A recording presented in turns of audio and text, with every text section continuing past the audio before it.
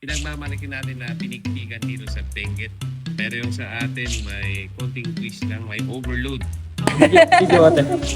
Ang sarap. Ang sarap ng mga sausage. Tsaka ito. May ma'am.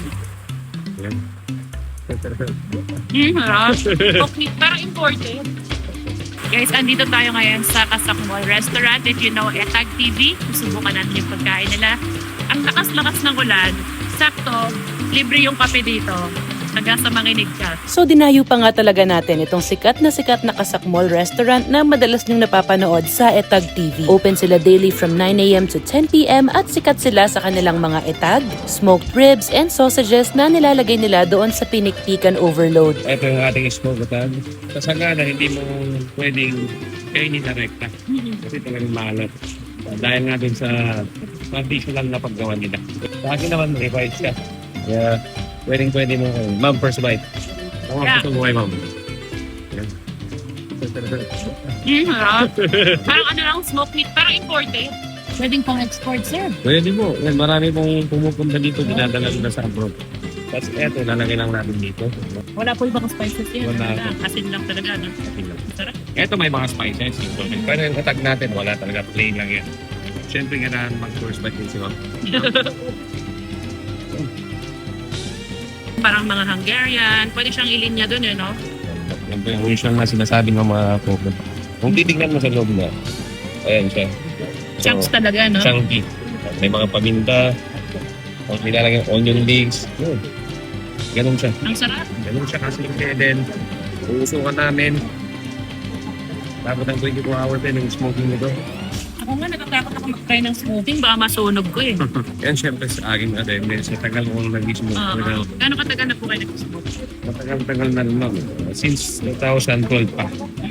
Pero itong sabi ko ay, itong ginagawa natin, hindi mo kakailanganin ng diploma para gawin ito. Ang kailangan mo lang dito, dapat marunong kang tumikim ng masarap na pagkain. Kaya ilalagay natin yung ribs natin. Ayan. Yung sabaw naman natin, chicken broth yan. At saka yung pinagpakuluan natin ng smoked egg natin.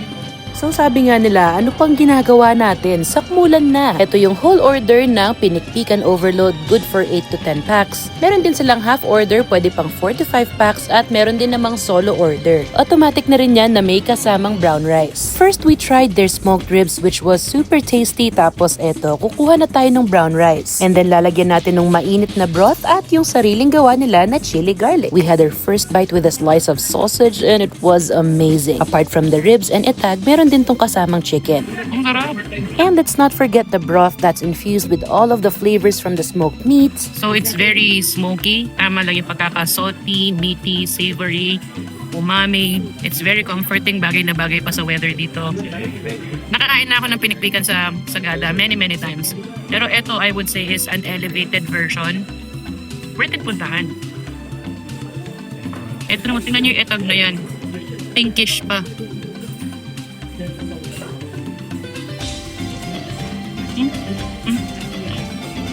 Cheesy sausage pizza. This is very cheesy naman. Mid lang yung thickness ng kanyang dough. Pero yung talaga nagbibigay ng lasa dito, yung kanilang sariling gawang sausage. Kasi itong sausage na to, you get good chunks of fat and meat. Tapos may leeks daw yan, tapos yung mga spices na ginagamit nila and sinusmoke talaga nila. So na-concentrate na yung lasa niya sa loob. It's so good. Pagka nagbiyahe kayo sa Baguio, puntahan nyo to.